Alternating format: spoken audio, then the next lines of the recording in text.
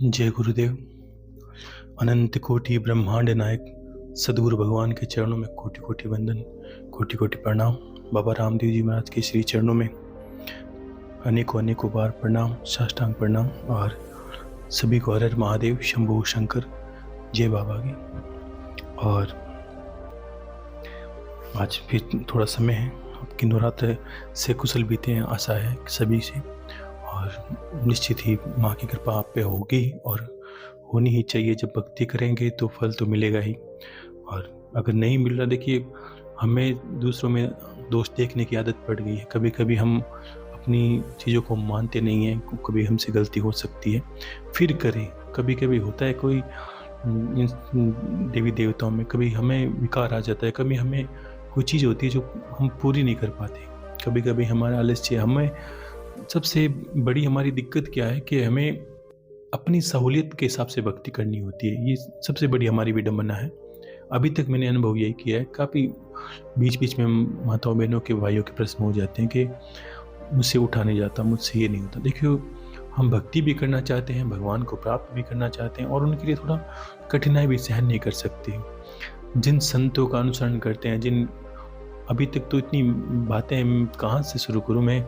आपकी समझ विकसित हो तब मैं आगे बढ़ूँ। आपकी समझ में दिक्कत होगी तो मैं तो यहीं आपको यही समझाता रहूँगा, हाँ जी ये करना है, वो करना है।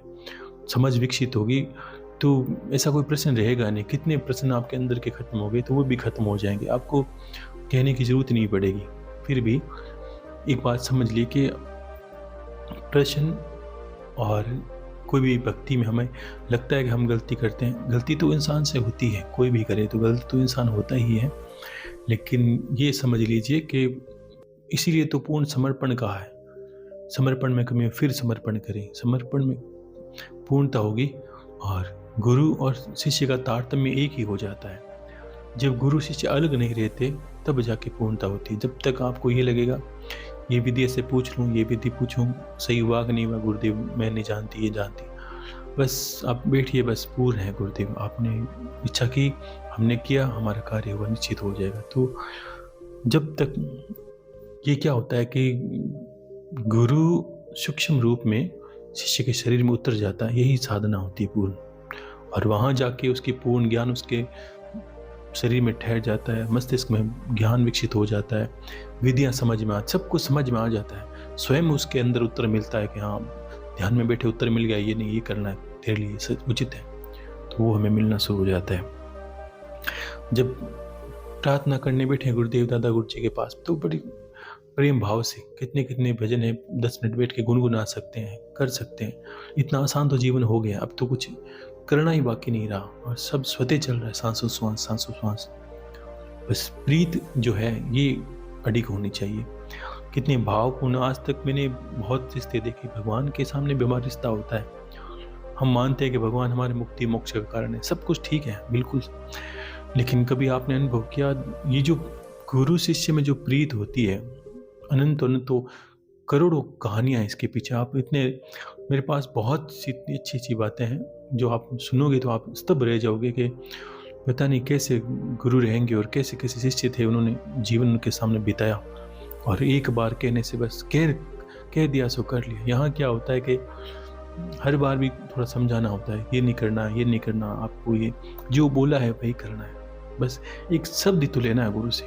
और आपको तो यहाँ हर बात बता रहा हूँ कि हाँ उलझो नहीं। हाँ ठीक है, जीवन में ऐसी दिक्कतें होती है कि हाँ पास में बैठ के नहीं समझा सकता, तो आपके लिए ये करता हूँ, कोशिश करता हूँ कि हाँ दूर से आपको बहुत समझ में आ जाए। समर्पण से सब कुछ हो जाता है। आप सोचते हो कि इतनी विडंबना है कि गुरु जी बोल कहीं रहे हैं, हमें सुनना पड़ता है, कहाँ समझ में आए। तो अगर ये विडंबना देखते हो तो मैंने हमेशा एक ही चीज़ कही है, जब मैं 100 करूँगा आपको 1 करने का बोलूँगा। ये नियम भी ऐसा ही होता है गुरु शिष्य का। और अपने से चौथा हिस्सा, 16वां हिस्सा ही वो बताएगा आपको, क्योंकि आप उतना सक्षम नहीं रहोगे करने में। तो वही कोशिश करता हूँ, अगर मैं 16 करूँगा तो आपको 1 बोलूँगा कि 1 करो, 1 में तो अच्छे रहो आप कम से कम। तो वही विधि है। तो समर्पण गुरु के अंदर होते ही आपको सब कुछ अंदर ही चला आएगा, अलग से कुछ है ही नहीं। इतना उलझना की आवश्यकता नहीं है, बहुत बहुत आसान हो जाता है जब गुरु होता है तब।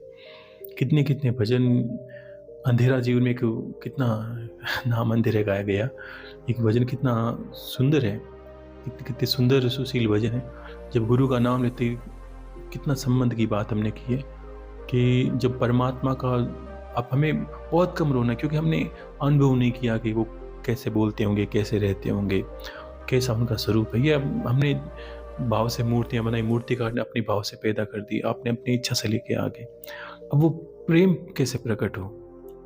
इसलिए एक परंपरा बनी गुरु शिष्य की कि आपके अंदर गुरु जी के अंदर दादा गुरु जी के अंदर परदादा गुरु जी, ऐसा करते करते एक CDPD ऐसे चली आई, जैसे हमारी है कि हम उसके पूर्वज हैं, उन गोत्र से हैं, वो ऋषि हमारे पूर्वज हैं, ऐसा कर करके वही CD गुरु शिष्य की चली आती है। क्योंकि वही परमात्मा को जो हृदय में ठहराता है, वो अपने शिष्य को सब कुछ दे देता है। तो ऐसे ही होता है, ये जो समर्पण का खेला है सब कुछ। और जब तक द्वंद्व रहता है, कभी बीच में किसी माता मैंने प्रश्न किया था कि गुरुजी मैंने बहुत ऐसे पूजा पाठ की थी, मान लीजिए कभी गुस्सा आ गया तो मैंने बहुत कुछ आपको कह दिया, दादा गुरुजी कह दिया, फिर मैंने क्षमा मांगी। देखो, मैंने कहा नहीं, जब तक भावनाओं में डोलोगे तब तक समझ में दिक्कत लगेगी, ना समझी है उससे क्या फ़र्क पड़ता है। आप कुछ गलत कहते हो तो सही कहते हो तो आपका समर्पण है, ये तो हृदय का खेल है, आपकी भावनाओं का खेल है। मैं तो कमी छोड़ने की कोशिश करता नहीं हूँ कि आपको कुछ समझाने में रखूँ। जब छोटी सी बात होगी मैं उसको बहुत तरीके से कहूँगा, कोशिश करूँगा उसमें आपकी कहानी भी हो, कोई तरह की समझ, हर तरह की इंसान सुनता है तो सभी को समझ में आए। कोशिश तो मेरी यही रहती है। फिर भी नहीं रहता तो क्षमा दादा गुरुजी से मांगता हूँ, बाबा से मांगता हूँ, भोलेनाथ से मांगता हूँ कि बस आपको मैं अच्छे से समझा पाऊँ। ये मेरा रहता है कि दूर हो तो आप अच्छे समझो, ठीक है। समर्पण श्रेष्ठ होना एकदम कितना अच्छा। देखो, मैं हृदय की बात कहता हूँ, हृदय से समझो आप। कानों से ये सुना नहीं जाएगा, आपसे समझ में नहीं आएगा। हृदय की बात हृदय से पकड़ी जाती है। कभी देखा ना, जब ज़्यादा प्रेम होता है तो शब्द खत्म हो जाते हैं, कोई चीज़ रहती नहीं जब तक आप। इसका एक बहुत बड़ा उदाहरण है कि जब मैं था तब हरि नहीं, अब हरि है मैं नाही, प्रेम गली अति सांकरी जामे दो न समाई। एक कितनी अच्छी ये लाइन लिखी हुई है कि दो क्या है। जब मैं प्रेम करता हूँ किसी से, आप मुझे कहते हो कि मैं प्रेम करता हूँ, मैं दादा गुरुजी से प्रेम करता हूँ, दादा गुरुजी वो अपने गुरुजी से करते हैं, हम ऐसी पीढ़ियाँ हैं। वैसे ही अगर मैं आपसे प्रेम करता हूँ, मैंने कहा मैं आपसे प्यार करता हूँ, मैं प्रेम करता हूँ, यानी मैं करता हूँ, इसका अर्थ तो ये निकलेगा कि कभी आज प्यार किया है, प्रेम किया है, तो कल नफरत भी कर सकता हूँ। तो मैं कैसा स्वभाव बदलूँ अपना? जब प्रणाम करो, प्रार्थना करो, इसका एक उदाहरण है कि आप करो मत प्रेम, अब भावनाओं में बह जाओ और ये समझ लो कि मेरा नाम ही प्रेम है। ये बहुत अच्छी लाइन मुझे लगती है कि मेरा नाम ही प्रेम है, कोई कुछ भी करे, काम हो नहीं हो, मेरा नाम ही प्रेम है। प्रेम का अर्थ क्या है? कोई कुछ भी करेगा तो आप क्या हो, आपका नाम ही प्रेम है, तो आप तो सिर्फ दूसरा स्वभाव ही नहीं है आपका। कोई गाली निकाले तो आपका नाम क्या है? प्यार है, प्रेम है। आप प्यार कर सकते हो, प्रेम कर सकते हो, क्योंकि आपके अंदर दूसरे करने की कोई क्षमता ही नहीं है। आपका नाम ही प्रेम हो जाना चाहिए, तब आप में भावनाओं का उदय होगा। क्योंकि जब करता हूँ तब मैं लगता है मैं करता हूँ, ये करता हूँ। जब इसी ईश्वर का नाम ऐसे ही कहा संतों ने, सच्चिदानंद, ना वो प्यार है, ना नफरत है, ना वो सुखी है, ना दुखी, वो आनंद में है। वैसा ये बीच का स्वभाव है प्यार का, प्रेम का। आप प्रेम हो जाओ, जब करते हो तो करो कुछ मत, आप प्रेम ही हो जाओ, प्रेम से ही बैठा करो और प्रेम से ही सब संबंध होंगे। सब कुछ मिलना है, कुछ भी बाकी नहीं। ईश्वर तो उस घड़ी का इंतजार करता है जब आपके उस क्षण का उदय हो। गुरु तो एक प्रमाण, एक लाइसेंस की बात ही है। जब आपका प्रेम उससे बढ़ेगा तो परमात्मा भी स्वतः प्रेम करने लगेगा। यही कारण है। संतों का एक भजन कितना अच्छा था, गुरु बिन घोर अंधेरा रे संतों, हे जी गुरु बिन घोर अंधेरा जी, गुरु बिन घोर अंधेरा रे संतों, गुरु बिन घोर अंधेरा जी, बिना दीपक मिंदरियो सुनो, अब नहीं वस्तु का बेरा हो जी। मतलब इतनी अच्छी भजन में लाइन है कि गुरु बिना घोर अंधेरा संतों, गुरु बिना घोर अंधेरा। मंदिर कितना बड़ा है, मंदिर सब कुछ, मूर्तियाँ सब शामिल है। अगर उसमें दीपक ही ना हो तो मंदिर का क्या वैल्यू है, क्या उसका अस्तित्व है, वैसे ही गुरु की प्रतिमा, गुरु का स्वरूप निहित होने से ही परमात्मा की प्राप्ति होती है। आगे कड़ी में इतनी अच्छी बात कही भजन के अंदर, जब तक कन्या रे कंवारी नहीं पुरुष का विराजी, जब तक कन्या रे कंवारी नहीं पुरुष का विराजी, आठों पोर आनंदमय खेले, अब खेले खेल घनेरा हो जी। कि जब तक कन्या रेवे कंवारी नहीं पुरुष का वेरा, आठों पोर आनंदमय खेले, अब खेले खेल घनेरा। एक कंवारी बच्ची होती है, उसे क्या परिवार की चिंता है, क्या वो ससुराल की चिंता करे। वैसे निष्फिक्र होकर जिनके गुरु नहीं, वो इंसान खेलते आनंद से, क्योंकि उसे अभी तक भान नहीं है, वो कुंवारी है, उसे क्यों आप चिंता मूल जाते हो। वैसे ही अनजान इंसान है, वो अपने आनंद में खेलते हैं, उन्हें सुख दुख का कोई मतलब नहीं है। कि जब तक कन्या रेवे कंवारी नहीं पुरुष का बेरा, आठों पोर आनंदमय खेले, अब खेले खेर घरेरा। तो वैसे ही जब तक गुरु का मिलन नहीं होता, तब तक उसको नहीं समझ में आता कि संसार कैसे चलता है, युक्ति कैसे होती है, कैसी चीज की प्राप्ति होती है। अब कंवारी कन्या का विवाह हो तब उसे समझ में आए पति की क्या चिंता होती है, ससुराल की क्या चिंता होती है, पीहर की क्या मान मर्यादा होती है। ये सब शादी के बाद ही समझ में आता है। वैसे ही गुरु जब जीवन में आता है तभी उसको ज्ञान, भक्ति, वैराग्य, हर चीज का महत्व समझ में आता है। रिश्तेदारी, परिवार, उसकी सोच बदलती है, उसका जीवन बदलता है। बदलाव ही जीव गुरु करता है। और क्या करता है गुरु? आप रहोगे तो इंसान ही, लेकिन इंसान में रहते हुए भी आप कुछ अलग, दुनिया से अलग गुणी, आपके अंदर ज्ञान का वर्धन। परमात्मा ज्ञानी है, इसलिए वो परमात्मा है। एक इंसान में कहते हैं रावण और राम में फर्क क्या? गुणों का ही फर्क है। गुणों से हम पूजा करते हैं। चमत्कार तो रावण ज्यादा करता था, आज के लोग चमत्कार की पूजा करते हैं, तो चमत्कार तो रावण ज्यादा करता है, इसका अर्थ हमें पूजा भी रावण की करनी चाहिए? ऐसा नहीं, हम गुणों की क्रिया करते हैं पूजा। तो भगवान राम क्या है? मर्यादा पुरुषोत्तम। वैसे ही गुरु गुण देता है और वही हमारे पूजन का लक्ष्य बनता है, और वही उसी का हम पूजन करते हैं। और आप भी करते हो तो आप ही का सम्मान लोग गुणों के आधार पर करते हैं, ऐसा है। और मरगेरी ना भी बसे कस्तूरी, नहीं मिर्गे को विराजी, मिर्गेरी ना बसे कस्तूरी, नहीं मिर्गे को विराजी, रणी बणी में फिरे भटक तो, अब सूंगे घास घनेरा हो जी। कि मृग है हिरण, उसके नाभि में कस्तूरी है, वो तो लालसा में। ऐसे ही इंसान भक्ति, भजन और परमात्मा की लालसा में जगह जगह भटकता है। उदाहरण क्यों दिया है कि मृगेरी नाभि बसे कस्तूरी, अब रणी वणी में फिरे भटक तो सूंगे घास घनेरा, नहीं मिर्गे को मेरा। ये उसको पता ही नहीं है कि जो कस्तूरी की खुशबू आ रही है मेरे अंदर शरीर से या मेरी नाभि से ही आ रही है, लेकिन नथुनों में जैसे ही हवा वापस छूटती है, सांस छोड़ता है, उसे लगता है कहीं कस्तूरी आसपास ही है।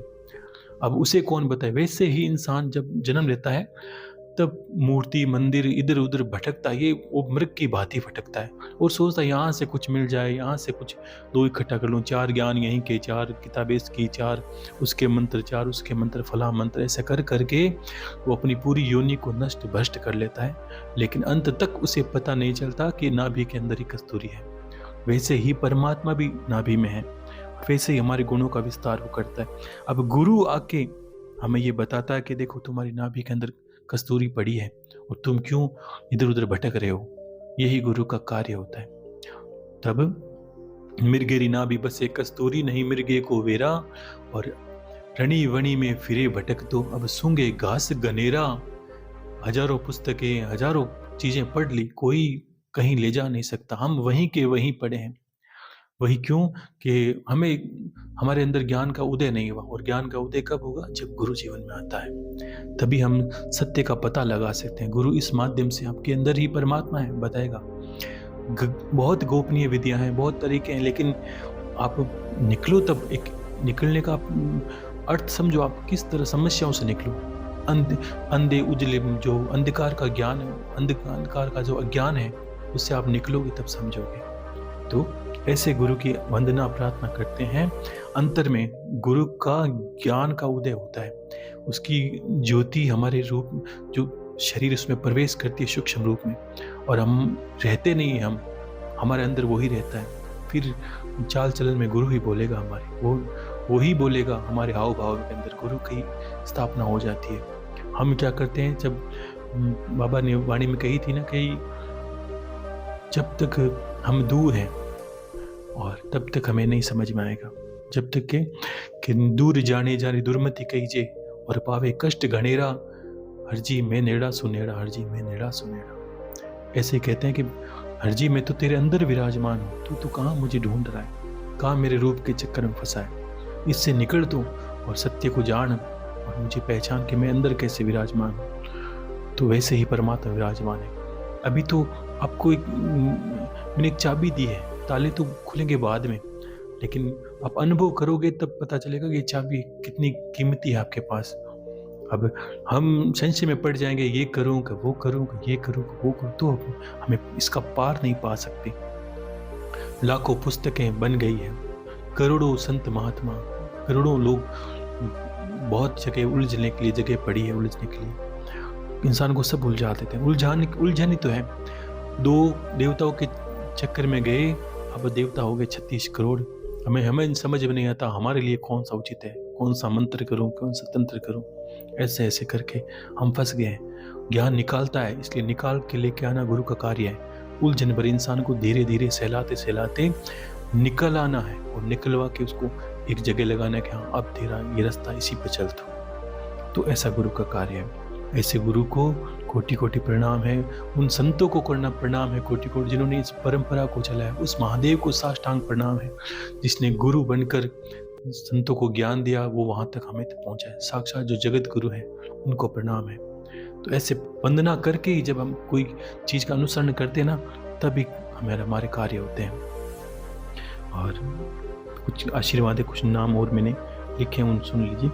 कल्पना शर्मा जी है, हाथरस से खुश रहिए। रोहित बुरी जी आशीर्वाद है, इन्होंने लिखा है एकांत में कैसे मिले गुरुदेव। इन्होंने कहा गुरुदेव समय नहीं मिलता, एकांत कैसे मिले, पूजा पाठ करते हैं तो एकांत का समय नहीं मिलता। देखो बहुत चीज़ें मैंने बीच में कही, देखो एकांत अंदर का विषय है। अब इतनी ऐसी अवस्था आती है इस मंत्र से ही, सोहम करते करते स्वतः ही अवस्था स्वतः बनाएगा ईश्वर, स्वतः एकांत देगा आपको। बस आपको तो कामना करनी है, अभी तो अवस्था है। एक समय ऐसा आएगा जब बहुत लोग लिखते हैं कि गुरुदेव में हमने की, परिवार में कोई मना करता है, कोई हमें करने नहीं देता, कोई पूजा नहीं करने देता। मान लीजिए बहुत लोगों के विघ्न आते हैं ऐसे। देखो उस जगत में सब तरह के इंसान हैं, लेकिन एक समय आपका जब ऊर्जा शक्ति प्रबल होगी तब आप कहोगे नहीं, उससे पहले सब सामने वाला का सर हाँ की तरफ घूम जाएगा। बस हाँ है हमारी हाँ, आप जैसा करिए। तो अवस्था आती है, एकांत मिलता नहीं, एकांत निकालना पड़ता है हमें। सब चीज़ों में समय निकलता है, वैसे ही कहीं मिले तो ठीक है, नहीं तो 10 मिनट मिले तो कहीं अभ्यास करें, मंदिर में बैठ लें, कहीं दूसरे मंदिर में जाए, घर में नहीं मिले तो कहीं बैठने का इंसान खोजेगा, उसको सब मिल जाता है, परमात्मा में मिलेगा। तो आप चयन करें और विश्वास रखें अपनी मंत्र पर, गुरुदेव के विश्वास, गुरु पर विश्वास रखें, मिलेगा सब कुछ आपको, वही जिसकी आपको कामना है। खुश रहिए। विश्वनाथ जी सिंगरौली से हैं, खुश रहिए। इनकी पत्नी है साधना देवी जी, पुत्र शिवांश, पुत्री शिवांशी। सभी को बहुत बहुत आशीर्वाद है विश्वनाथ जी। सोनू राजौड़ जी आशीर्वाद है। आशा कंवर जी, खुश रहिए आशा कंवर जी। अनिल वर्मा जी रेवाड़ी से हैं, बहुत बहुत आशीर्वाद अनिल वर्मा जी। शालिनी जी पांडे बनारस से हैं, सभी को बहुत बहुत आशीर्वाद शालिनी जी। रमनदीप है, उनको भी बहुत बहुत आशीर्वाद। मेहता लोकचंद जी, बहुत बहुत आशीर्वाद है। गायत्री शर्मा जी, बहुत बहुत आशीर्वाद। इन्होंने लिखा गणेश वंदना। देखो बहुत तरह की है। गणेश भगवान तो ये भी आप समझ लीजिए, कभी कभी अब जब आगे आप अभी सोहम कर रहे हैं, जब आप इसी में अब साधना होगी आगे जाके आपकी, किस तरह आपको इसके अनुष्ठान या किस तरह की विधियाँ करनी है। अभी कुछ नहीं करना, अभी तो बस आप अभ्यास करें कि आप वो सोते वक्त आपके सोते चले ये चीज़ें। उसके बाद आपको किस तरह बैठना है वो समय आएगा, मैं अपना बता दूँगा, आप करते रहिए अभी। और गणेश वंदना तो भगवान गणेश को कभी कभी लोग देते हैं ना, हम ये भी विचार कर लीजिए। कभी हम करते हैं कि हमने पूजा पाठ शुरू की, कोई प्रार्थना शुरू की, हमारे विघ्न बीच में आते हैं, तो आप गणेश भगवान भैरव जी को मैंने बीच में बोला था, कभी भूलना नहीं होता है। कभी लगता है ना कि मेरे विघ्न आ रहे, तो एक बार एक छोटे श्लोक से ही प्रसन्न हो जाते हैं गणेश भगवान से हैं। और इनकी पूजा के बिना तो आप आगे बढ़ नहीं सकते, गुरु की पूजा के बिना। इसलिए अनुष्ठान करो तब मैंने कहा भैरव जी का दीपक बाहर उनके नाम से करते हैं तो विघ्न नहीं आते। भगवान गणेश को याद करते हैं तो मानसिक बाधाएं इस तरह की नहीं आती, कोई हमें मानसिक परेशान करे, कोई बीच में विघ्न आए। इनका नाम ही विघ्न हरता है, तो इनको याद करके कोई भी स्तुति कर सकते हैं। गजानंद आनंद करो, दो सुख संपत्ति में शीर, दुश्मन को सज्जन करो, तन निमित जीवामा खीर। कोई भी विघ्न हो तो हर विघ्न में कोई 2 लाइन पढ़ के भी आप कर सकते हैं। ऐसे वंदना स्तुतियाँ बहुत मिलेगी आपको, कोई भी याद करेंगे तभी बहुत आसानी से आपके विघ्न कम होंगे। खुश रहिए। जय सोलंकी जी आशीर्वाद है, इनका बेटा है अनिल, पत्नी वर्षा जी, सबको बहुत बहुत आशीर्वाद है। दिव्या है नासा जी आशीर्वाद है। सीमा चहल जी खुश रहिए। संतोष कुमार जी यादव सिंगरौली से MP खुश रहिए। गोपाल राव जी आशीर्वाद है। शांति देवी जी, श्रीपाल करेल जी, गौरव तिवारी जी, सबको बहुत बहुत आशीर्वाद, खुश रहिए। महादेव सेन आशीर्वाद है। सोमलता जी भारद्वाज बहुत बहुत आशीर्वाद है सोमलता जी। अवनीश राजपूत खुश रहिए। कनाडा से कीर्ति कुमार मेसूरिया बहुत बहुत आशीर्वाद है, इन्होंने लिखा है। रोज पाठ करते वक्त फलश्रुति, जो कोई भी हम कवच करते हैं, दुर्गा कवच वगैरह, देवी का, कुल देवी का जो कवच है, कुल देवी, और जो भी कवच करते हैं इनमें काफ़ी फलश्रुतियाँ लिखी होती है। देखो फलश्रुति पढ़नी होती है और भाव रखना होता है कि ये कवच हमारे लिए क्या क्या करता है, तो इतना तो कोई समय नहीं लगता इसमें। जब पाठ करते हैं तो फलश्रुति भी पढ़नी चाहिए, आपको पढ़नी ही चाहिए, जो पाठ पूर्ण है तभी पाठ पूर्ण होता है। खुश रहिए। और सुखवंत कालिया जी है, खुश रहिए। और सुखवंत जी ने लिखा है कि भाव स्थिर नहीं रहते गुरुदेव। देखो स्थिरता हमने अभ्यास जब करेंगे, मन है जो स्थिर, भाव कब बनेंगे, जब मन की चंचलता खत्म होगी तब भाव बनेंगे। अपने आप को गुरुदेव की तस्वीर में उनको देखते, उनको समर्पित कर दीजिए और धीरे धीरे करते, अभ्यास करते करते ये तो अंत तक रहेगा। अभ्यास और वैराग्य की तलवार है, वही आपको जो भाव है और स्थिरता उसकी पैदा करेगी, और वही आपको ईश्वर के चरणों में लगे। एक समय आता है तो हम सोचते हैं कि पूजा करनी है, बैठना पड़ेगा, समाला करनी है, अंदर ऐसा लगता है कि हमने अनुष्ठान कर जो शुरू करके आफत मोल ले ली है, शाम सुबह पूजा पाठ शुरू करके आफत मोल ले ली, तब ये समझ लेना कि अभी हमारे सद्भाग्य जागे नहीं है। और एक समय ऐसा होता है जब आप आंखें खुली और आप पता ही नहीं चला कब नहाए कब कैसे, और सीधा तस्वीर के सामने, पूजा पाठ के सामने, तब समझ लेना अब हमारे पुण्य का उदय हुआ है। ऐसे भाव रखने आपको जरूरी है।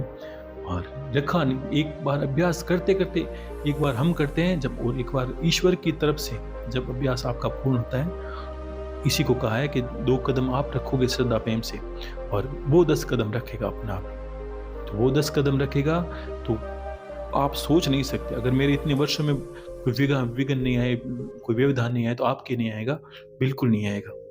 तो आप विश्वास रखें ईश्वर पर। और सुषमा कपूर जी खुश रहिए। सुभाष चंद्र पूनिया जी आशीर्वाद है। नीतू सिंह प्रतिभा जी खुश रहिए। इन्होंने, नीतू सिंह जी लिखा है, माता पिता को जल अर्पित करती है, इनका कोई भाई नहीं है, बहन की बेटी से करवाए। पिछले जो अभी श्राद्ध थे उन्होंने बीच में प्रश्न लिखा है, कुछ लोगों के प्रश्न बीच में रह गए थे। देखो जिनके पुत्र नहीं हो तो वो उनकी बेटियां कर सकती है, क्योंकि श्राद्ध पितृपक्ष में ऐसा होता है, मान लीजिए कि आपके नाना नानी तक का भी आप कर सकते हैं अगर कोई करने वाला नहीं है तो। क्यों कि पितृ आपके लगते हैं, अब इसलिए बोलते हैं लोग 17 पीढ़ी के पितृ, किसी को 15 पीढ़ी के, ऐसे ऐसे तर्पण करते हैं, तो आप कर सकते हैं। अगर पुत्र हो तो उसका हक पहला बनता है, उसको करना चाहिए, अन्यथा बहन बेटियां भी कर सकती हैं। कोई करने वाला नहीं हो तो बच्चे आराम से कर सकते हैं, इसमें कोई दोष नहीं, करना चाहिए आपको।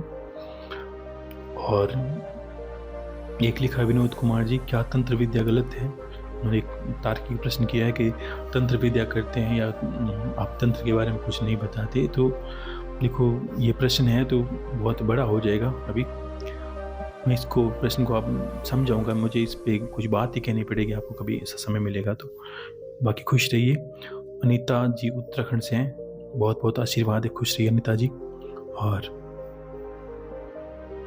देखो बहुत लोग हैं जो तंत्र में रुचि रखते हैं और लोगों का अलग अलग जिज्ञासा होती है कि किस तरह वो तंत्र को जाने, तंत्र क्या है। और अगर सबकी नज़रिया है। और अगर कुछ शब्दों में आपको समझाऊँ तो ये ऐसा हो जाएगा कि एक भगवान की बात आपने कभी गौर की होगी। मुझे कुछ शब्दों में कैसे समझाऊँ, मुझे समझ में नहीं आ रहा कि तंत्र करना चाहिए थे। देखो, तंत्र एक प्रणाली सी के है, एक विद्या है। आप छोटी सी कोई भी कर्म कांड करते हो वो भी तंत्र में आता है। तंत्र का नहीं, जो कार्य करते हो आप ईश्वर को प्रसन्न करने के लिए वो भी कर रहे हैं। और आप जिस तंत्र का पूछे हो, तंत्र विद्या जिसको आपने कहा, मैं समझ रहा हूँ कि आप क्या कहना चाहते हैं। और देखो, कभी कभी क्या होता है कि मैंने शुरू से इस चीज़ का विरोध ही किया है कि जो ये विद्या है इसमें एक कारण समझ लीजिए। गीता में भगवान ने कहा है कि अर्जुन, गीता श्रेष्ठ ग्रंथ है आत्मज्ञान की प्राप्ति के लिए और अपने कल्याण के लिए। तो मैं उसी का बात कहूँगा कि इसमें एक बात कही कि अर्जुन, जैसी योनि को इंसान ध्याता है या मानता है, वो उस योनि में चला जाता है, उसका अधिकार वहीं तक सीमित होता है और उस योनि में जाके ही रहता है। हमने अभी दूर से देखे हैं, कहते हैं कि पहाड़ दूर से अच्छे लगते हैं। अब पास में जाओगे और थोड़ा ऊपर चढ़ने की कोशिश करोगे तो आपको पता चल जाएगा गिरना कितना मुश्किल है, कभी भी गिर सकते हैं। वैसे होता है। और प्रेम से ईश्वर से सब कुछ प्राप्त किया जाता है। तंत्र से वो प्रणाली है, शीघ्रता से प्राप्त किया जाता है, ये भी सही है। लेकिन इसका कारण समझ लीजिए। उसके देखो, एक फिर उदाहरण देता हूँ कोई, कि मेरे ऊपर कर्जा है, मैं परेशान हूँ, मेरे ऊपर कर्जा। कोई लोग विद्या क्यों करते हैं कि मेरे ऊपर कर्जा है, मैं परेशान हूँ। अब मान लीजिए कर्जा है तो मुझे सहायता चाहिए, कहीं कोई कुछ लाखों रुपए दे दे तो मेरे कर्जा उतर जाए। अब मैं क्या करूँगा? पहले तो मैं अगर प्रेम वाले के पास जाऊँगा और मैंने कहा मेरे ऊपर कर्जा, आप मेरी सहायता कीजिए, प्रार्थना करता हूँ, वो मुझे प्रेम करता है तो कम से कम समय लेगा, कोई बात नहीं, लेकिन वो देगा तो प्रेम से देगा और ना आप पे कोई अधिकार जताएगा, ना आपकी कोई ज़्यादा ब्याज लगने वाला है, कुछ लगने, क्योंकि आप उसने प्रेम से दिया है। और वहीं ऐसी बाजार में बैंक के भी मिलेंगे, ऐसे लोग भी मिलेंगे तो आपको बोलेंगे आपके कितना है कर्जा। आपने कहा मुझे तो मान लीजिए 20 लाख रुपए कर्जा, तो वो बोलेगा हाँ मैं 20 लाख दे दूँ, लेकिन मेरे ब्याज इस तरह है कि आपको सारा गिरवी रखना पड़ेगा। और हज़ारों लोग ऐसे आपको मिल जाएंगे जिनके वो ब्याज के चक्कर में वो उतारते कुछ हैं, कर्जा तो थोड़ा उतरेगा और उसको ज़मीन जायदाद सारा कुछ दिवाला निकल जाएगा, उसको नीलाम करना पड़ेगा उस ब्याज के चक्कर में। तो वो ही नीलामी तंत्र है, ये समझ लीजिए। कार्य उसने जल्दी किया लेकिन उसके जो शर्तें हैं वो आप पे भारी पड़ जाएगी। और कुछ एक छोटी सी बात आपको मैं कह देता हूँ, ज़्यादा मैं कुछ कहना नहीं चाहता इस बारे में। देखो, एक प्रणाली सी है, इसको आप समझिए कि बहुत लोग इसके दुर्गति के शिकार हो गए थे। एक बहुत पुरानी कहानी थी जिसमें ये उस वक्त की बातें हैं जब मैंने एक सुनी थी किसी से कि ये जो आपने देखा ना कभी योगिनियों का मंदिर है उड़ीसा में जाते उस साइड में, तो वहाँ से कोई संत था, उसकी थी। अब ये बात उत्तराखंड में थी। तब क्या कि कोई ऐसा पत्रकार था, बहुत शंकर भगवान का भक्त, वो पत्रकार था। उसको सोते वक्त वो पूजा पाठ करता था, क्योंकि इंसान पत्रकार था और जिज्ञासु, ज्ञान के बस भी लोग संतों के पास जाते हैं, कोई भक्तों के पास जाते हैं, उनसे सलाह मशवरा करते हैं। वैसे ही उसकी जिज्ञासाएं थी, वो ऐसा पत्रकार था और भगवान शंकर का बहुत बड़ा भक्त था। अब उसके हमेशा मन में रहता था कि मैं कहीं ऐसी जगह जाऊं, अच्छे संत मिले, अच्छे भक्त मिले और अच्छी, देखो ये रोचक विषय है, दुनिया को सब में रोचक है। आपको भक्ति में आपकी रुचि है इसलिए आप मुझे सुनते हो, आपकी भगवान में रुचि है इसलिए आप मुझे सुनते हो, वरना दुनिया में बहुत रुचि है। लोगों को फुर्सत कहाँ है नंगा नाच देखने से, उनमें उनकी रुचि है। शराब पीने से फुर्सत नहीं, उनमें उनकी रुचि है। तो ऐसा भी लोगों का विषय है, अलग रुचि का। तो उसका पत्रकार का विषय था और भगवान का भक्त था, शंकर भगवान का। तो फिर क्या हुआ कि हमेशा उसके मन में ऐसा रहता था कोई भी ऐसा भगवान का संत या कोई ऐसा भक्त मिले जो मेरी बड़ी बड़ी जिज्ञासाएं शांत करे। ऐसे था, वो मिलता था लोगों से। तो एक दिन रात को उसको स्वप्न आया, बहुत विराट सपना आया, जिसमें लगा एक संत उसको जैसे दिख रहे हैं और वो संत उससे बात करना चाहते हैं। तो थोड़ा समझदार था। देखो, एक चीज़ें ऐसी होती है, हर कोई इस बातों को जान नहीं पाता। वो गहन अध्ययन करने वाला था। और तो उसने क्या किया, वो सुबह उठा, उसने सोचा कि एक संत मेरे स्वप्न में बार-बार आ रहे हैं और मुझे लग रहा है ये स्वप्न के माध्यम से मुझसे संपर्क करना चाहते हैं। एक स्वप्न कोई बार-बार आता है ना, तब भी हमेशा जो ज्ञानी होते हैं वो समझ जाते हैं भाई वो स्वप्न के माध्यम से मुझसे संपर्क करना चाहते हैं। तो उसने वो जगह थोड़ी अनुभव करी कि वो जगह वो वहाँ की है, ठीक है ना। अब वो वहाँ की जगह थी जहाँ पे वो संत दिखे थे, तो उसने चयन किया कि मैं वहाँ जाऊँ और वास्तव में वो संत आकर्षण कर रहे थे उसको स्वप्न से, तो उस वहाँ पर गया उस संत के पास। अब वो संत तो बाद की बात है, पहले वो जहाँ रुका उस गाँव में, जिस जगह वो संत था, ये बात है उड़ीसा की साइड की है, उस साइड की जहाँ योगिनियों का मंदिर है बहुत। तो उस साइड में वो आदमी गया, वो बनारस का रहने वाला था जो पत्रकार था उस साइड में, काशी की पुरानी योगियों की बातें हैं पुरानी। तब जाके उसने उस गाँव में गया और जाते वक्त उतरा रेलवे स्टेशन से और वहाँ पता किया भाई इस तरह के संत हैं। तो उसके जो जीवन में टकरा वो देख लो, उसने बताया भाई उस जंगल में कोई ऐसे कुटिया, वहाँ कोई महाराज रहते हैं और उनके पास में वो जानकारी मिल सकती है आपको संत के बारे में। उसने स्वप्न, कोई तस्वीर थी नहीं, उसने बताया भाई इस तरह के हैं संत, वो ऐसे कपड़े पहनते हैं और यहाँ का पता बताया। तो वहाँ के लोग रहने वाले थे, उन्होंने बताया गांव के उस साइड में कोई खंडर सा है, वहाँ पर एक संत रहते थे पहले, ऐसे करके हल्का फुल्का उनको बताया, आवाज़ किया। तो वो संत वहाँ गया, वो पत्रकार वहाँ पर गया और उसने अनुभव किया कि एक कुटिया थी, वो कुटिया के पास में उसने दरवाज़ा खटखटाया, भाई पूछा भाई ये संत, तो वहाँ कोई ब्राह्मण मिला था उसको, पंडित। और पंडित के घर पे गया और देखो कितनी बड़ी अजीब बात हो गई थी कि पंडित के घर पे गया और जाते ही उसने दरवाज़ा खोला, पंडित बैठे थे। उसने कहा हाँ, कुछ देर बातें की और कहा आप कहाँ से हो, तो उसने बताया मैं वहाँ से आया हूँ, ऐसे। वो पत्रकार ने बताया मुझे इस तरह के संत से मिलना है। तो उस पंडित ने कहा मैं उनको जानता हूँ, उस जो है वो संत को जानता हूँ, वो थोड़ा यहाँ आगे कुटिया में रहते हैं जंगल में और बहुत बड़े सन्यासी हैं, भक्त हैं, ऐसा करके उन्होंने कहा। तो पंडित के घर रात रुका, पंडित की पत्नी आई, उसे खाना खिलाया। आपको अजीब लगेगा, बाद में ही पता चलेगा तब।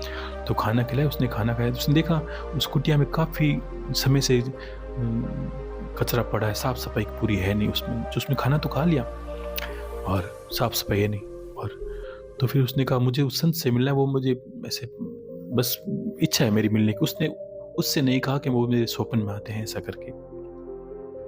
वो पंडित वहाँ ले गया उसको और जंगल में कुटिया थी, कुटिया में वो रुका और वो संत मिले थे। संत को देखते उसने देखा जैसे स्वप्न में देखे थे वैसे ही स्वप्न, और संत ने तुरंत ही कहा था कि हाँ मैं आपको इंतज़ार कर रहा था, मैं आपसे बाद में बात करूँगा, आप आइए मेरी कुटिया में।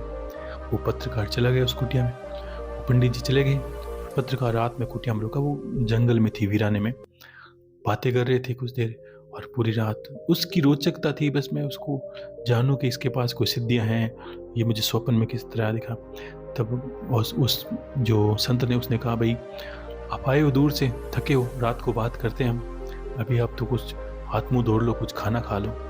तो उसने अनुभव किया यहाँ खाना वाना तो कुछ है नहीं, हम दो हैं और खाना कहाँ से आएगा। तो कह नहीं आप ना हाथ पैर धो के बैठो, आप तैयारी करता हूँ। तो वे जैसे हाथ पैर धोने कुटिया से बाहर गया, वापस आया, आते उसके सामने खाना तैयार था, लेकिन उसकी रोचकता थी इतनी ज़्यादा गंभीर नहीं सोचा, पता था भाई संत कोई है तो दिव्य।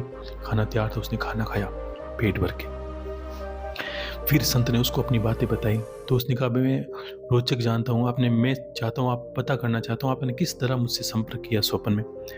तो उसने कहा मेरे पास स्वप्न आकर्षणी विद्या है, मैं किसी के चाहूँ तो उसके स्वप्न में जाके उसके बात कर सकता हूँ, ऐसी विद्या है स्वप्न आकर्षणी। और इस माध्यम से मैंने आपको बोला है, मेरे बहुत कार्य हैं आपसे, आप कार्य हैं वो आप भी कर सकते हो, लेकिन उससे पहले आपको मेरी पूरी कहानी जाननी है। तो उसने कहा हाँ ठीक है मैं जानूंगा, कोई दिक्कत नहीं, आप मुझे बताइए वो अपनी बातें सारी। उसका विषय रोचक यही था कि वो तो जानना चाहता था सिद्धियों के बारे में, विद्या के बारे में। तो फिर उसने कुटिया में देखी उसकी पूरी, तो कुटिया में एक जगह एकांत बनी हुई जहाँ माता काली का मंदिर जो पूजा पाठ का बनाया था, आगे तांत्रिक विधि से हवन यज्ञ बनाया हुआ था, सारी बलि वेदी बनाई हुई थी, देवी को रक्त चढ़ाने के लिए पूरा सारा सामग्री तैयार की हुई थी। तो उसने देखा और डर भी लगा उसको, रात को ऐसे जंगल में था कुटिया। तो सोचा नहीं संत है, कोई डरने की बात है नहीं, और उसके पास आकर्षण तो था ही, संत तो अच्छा था ही।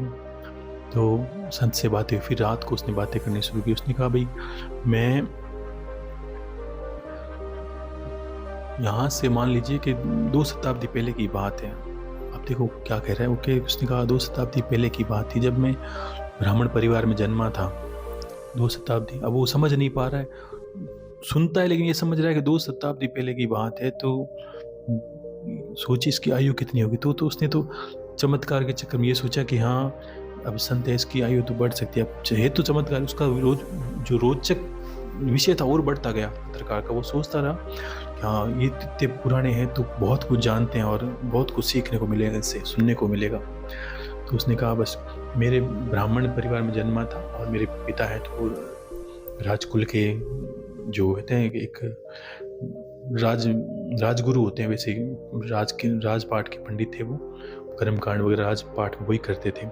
तो ऐसा मेरा पिता थे और मेरा जन्म उसी ब्राह्मण परिवार में हुआ। तो धीरे धीरे मेरा भी आना जाना उसी राज परिवार में होने लगा। और होते होते क्या हुआ कि मेरी उम्र बढ़ती गई और धीरे धीरे पिताजी की जो उम्र जो है वो बढ़ती गई, और मुझे पिताजी ने कर्म कांड वगैरह सब कुछ बताया। मेरा आना जाना राज परिवार में धीरे धीरे होने हो गया। और करते करते क्या हुआ कि मैं पूजा पाठ करता था ब्राह्मण परिवार में, सात्विक मेरा खाना पीना था, और राजा की जगह आना पीना हो गया राजपाट में, तो कमी किस चीज़ की थी नहीं। और करते करते मुझे एक ऐसा तांत्रिक मिला बहुत जीवन में, उसने कहीं टकर गया और उसने मुझे बहुत चीज़ों से प्रभावित किया, चमत्कार से, सिद्धियों से। तो मैं उसके आकर्षण में आया। तो उसने मुझे क्या हुआ कि विधि एक छाया सिद्ध करने की, आपने कभी सुना छाया पुरुष या छाया सिद्धि? लोग आज किसको बाजार में बेच रहे हैं, मतलब ऐसी चीज़ें गलत, ये बहुत आपको पता चलेगा क्या है कि छाया सिद्धि की इस तरह की मुझे उसे विधि बताई। वो क्या करता, किस चीज़ को मंगा देता और खड़े खड़े वो चीज़ प्राप्त हो जाती। कितना आसान होता। आज भी आप तुरंत सोचोगे तो सोचोगे ऐसा तो होना ही चाहिए। तुरंत सोचा, जो चीज़ मिल गई। परमात्मा ने क्यों चीज़ें छुपाई, क्यों मनाही की चीज़ों की, आपको पता चलेगा बाद में कि वो नहीं चाहते कि कोई बच्चा तो समझता नहीं है, वो तो चूल्हे में ही हाथ डाल लेगा, वो तो अग्नि को ही पकड़ लेगा। तो माता पिता को तो समझे कि नहीं ये हाथ जला लेगा, अपना मूर्ख है, नादान है, तब ये पता चलेगा। तब जाके उसने जो वर्णन कर रहा है उस संत ने कहा कि मेरा उस जो तांत्रिक के प्रति उसका आकर्षण बढ़ा। और उसने बताया काली माँ की आप इस तरह पूजा करो। मैंने कहा मुझे इस तरह की सिद्धि आपको करण करवानी है, मुझे अच्छा लगता है तंत्र मंत्र, रोचक होता है तंत्र मंत्र का। तो मैंने वो उससे विधि सीखी। उसने मुझे बताया इस तरह की विधि करनी है काली माता के आगे, और उनका तंत्र विधि से आह्वान करना है, आपको बलि देनी है, रक्त का, जो चीज़ें बताई। और फिर उसने क्या, छाया पुरुष सिद्धि की तैयारी की, तांत्रिक से दीक्षा लेकर। पंडित था और सात्विक विद्या खुद भूल गया और शुरू कर दी। देखो जब तमस का कोई भी कार्य करते हैं ना, तो सात्विक चीज़ें चली जाती है। सात्विक क्या है, आपके मंत्र, आप विद्या, आपकी पूजा पाठ, ये सात्विक चीज़ें हैं। अगर आप सोचते हो इसमें एक की अशुद्धि रह जाए, कोई मांस का टुकड़ा, हड्डी, खून कुछ भी रह जाए, दारू, मांस, मदिरा, तो आपका, क्योंकि आपको गुरु के आधार पर चलना है, मैं गुरु के आधार पर चलता हूँ, आपको मेरे आधार पर चलना होगा। आपके आधार पर कोई नीचे चलेगा, वो आपके आधार पर चलेगा। आपके अगर जीवन में कोई ऐसी चीज़ हुई कि किसी ने आपको गुरु बनाया या कोई आपको मानता है, तो उसको आपके नियमों में चलना पड़ेगा, तब भी उसकी विद्या सफल होगी। तो उस तरह उसने ये अनुभव किया कि उसको सारी छाया पुरुष की सिद्धि की बताई। और तो उसने छाया पुरुष का, तो अब वो पत्रकार सोच रहा है अब ठीक है वो छाया पुरुष की पूरा वर्णन करेगा, कोई सुनना चाहता है, क्यों नहीं सुनेगा। वो पत्रकार ही रोचक होता गया। अब वो संत बता रहा है, रात की बात है, कि फिर मैंने क्या किया, छाया पुरुष सिद्धि की। उसने पत्रकार ने पूछा किस तरह की, मैं इसको पूरा जानना चाहता हूँ। तो कहा जिस प्रकार आपका रुचि बढ़ रही है वैसे मेरी रुचि बढ़ गई थी। तो मैंने क्या किया, सबसे पहले दीपक से मैंने शुरू किया। छाया पुरुष सिद्धि दीपक से करते हैं, कोई कर मत लेना, सुनना। छाया पुरुष सिद्धि करते हैं तब क्या करते हैं कि एकांत कमरा होता है, कहीं भी हट में, कहीं एकांत, जहाँ कोई भी खटखट की आवाज़ नहीं हो, इसकी कोई पूजा पाठ नहीं है। आपको एक दीपक लगाना अपनी कमर से 5 फीट पीछे, 5 फीट लगोगे ना तो पूरा कमरा अंधेरा होना चाहिए। दीपक जब 5 फीट लगेगा तो आपकी खुद की छाया सामने दीवार पर दिखेगी आपके हूबहू। अब थोड़ा विज्ञान में जाते हैं, संत ने कही उससे अलग से थोड़ा, कि हमारे 7 शरीर हैं, सातों में जब हमारा शरीर नष्ट होता है ना, तो जो सारे शरीर के कारक, स्थूल शरीर, ये सारे की ऊर्जा नष्ट होके छाया शरीर में चली जाती है और छाया और आत्मा का मिलन हो जाता है। यही आत्मा, जब हम अब करते हैं ना श्राद्ध तर्पण वगैरह करते हैं ना, तब आत्मा अलग होती है, आत्मा का दूसरा जन्म होता है और ये छाया पुरुष है। ये छाया ही है जो प्रेत के रूप में हमारे चारों तरफ इधर उधर भटकती है। समझ गए आप बात को? ये प्रबल होती है तब जाके प्रेत योनि में होती है। इसकी मुक्ति के लिए हम कोशिश करते हैं। ये हमारे शरीर की जो छाया, ये हमारे शरीर से जुड़ा हुआ शरीर होता है 7 शरीरों में, ठीक है। और तो क्या होता है कि अब इसमें वर्णन आता है कि जब दीपक लगाते हैं 5 फीट पीछे, तब छाया गिरती है सामने। वो छाया को हम देखते हैं और त्राटक करते जाते हैं उस पर। उसकी मस्त गर्दन पे देखना होता है। उसकी गर्दन को कुछ घंटों रोज देखो, आधा घंटे 1 घंटे, और कुछ आदेश नहीं देना, कोई मंत्र नहीं करना, बस उसको सिर्फ त्राटक करना है। ये त्राटक की सिद्धि। गर्दन को देखोगे तो धीरे धीरे आपको लगेगा आप नहीं हिल रहे हो और वो छाया आपकी हिलने लगी है, हरकत होगी, आपको ये समझ में आएगा। रोज अभ्यास करते हैं, महीने भर इसका करते हैं, तब आपको बहुत चीज़ें उसके अनुभव होगी। रात को डरावने स्वप्न आएंगे, ये बहुत होगा। उस तांत्रिक ने बताया था पहले, तो उसने कहा, जो अब संत कह रहा उससे, कि मैंने ये दीपक वाला किया, फिर मैंने चंद्रमा की रोशनी में त्राटक किया। चंद्रमा की रोशनी में किस तरह कहते हैं, चंद्रमा को देखा, खड़े रहे कहीं मैदान में एकांत में, जहाँ चंद्रमा की पूर्णिमा की रोशनी हो। जब चंद्रमा पूर्ण हो तब चंद्रमा को देखो, कुछ देर देखते रहो, फिर चंद्रमा की रोशनी में वही विधि। चंद्रमा से आप उल्टा खड़ा हो गए तो आपकी छाया, जब पूर्ण चंद्रमा होता है तब दिखते ना, हर चीज का वो उजाला होता है, तब आपकी छाया मिट्टी में दिखेगी सामने दीवार पर या कहीं मैदान। तो उस छाया को देखना है। जैसे दीपक लगाता है वैसे चंद्रमा को पीट करके खड़े होते हैं, तो हमारी छाया सामने होती है। उस छाया को देखते हैं, वहां देखेंगे 10 मिनट त्राटक करेंगे, फिर उसको आसमान में देखेंगे। ये चंद्रमा की छाया सिद्धि है, समझ गए। पहले नीचे देखेंगे और फिर हमारी छाया को देखा, फिर आसमान में देखेंगे, तो वो छाया धीरे धीरे, क्योंकि हमारा अभ्यास 3-4 महीने हो गए, वो छाया हमें आसमान में दिखने लगेगी। हमारी छाया नीचे गिर रही थी लेकिन ऊपर दिखने लगी। फिर 5 मिनट नीचे किया, फिर आँख को ऊपर रखा, ठीक है ना। ऐसे करके फिर सूर्य की रोशनी में त्राटक करना होता है। अब सूर्य में क्या करते हैं, सूर्य में वही विधि, उगते हुए सूर्य के हम पीठ में खड़े होते हैं, प्रणाम किया, पीछे खड़े हुए, सूर्य की जो छाया गिरती है वो हम विपरीत दिशा में गिरे। हमारी छाया जो सूर्य में दिखती है वही हमें देखनी है, फिर ऊपर देखना सूर्य की विपरीत दिशा में, जहाँ छाया दिखती है नीचे, फिर ऊपर देखेंगे, जो छाया वो हमें उड़ती हुई दिखेगी। ये 3-4 महीने 9 महीने का अभ्यास होता है, तब जाके हमें वो पूर्ण छाया नीचे दिखनी हमारी बंद हो जाती है, हमें हवा में वो झूलती हुई दिखाई देती है। और हमने ये शरीर हमारा जो अलग कर लिया, जो 7 शरीरों में छाया शरीर है वो हमारा अलग हो जाता है। अब उसने कहा मैंने ऐसे करते करते 9 महीने लगे, मेरी रुचि इतनी ज़्यादा थी कि मैंने 9 महीने बहुत कुछ कर लिया, और फिर मुझे ऐसा अनुभव होने लगा रात दिन कि मेरी वो छाया मेरे साथ इर्द गिर्द घूम रही है। छाया प्रेत शरीर, ध्यान रखना, वो हमारा चारों तरफ इर्द गिर्द घूमने लगा छाया का शरीर।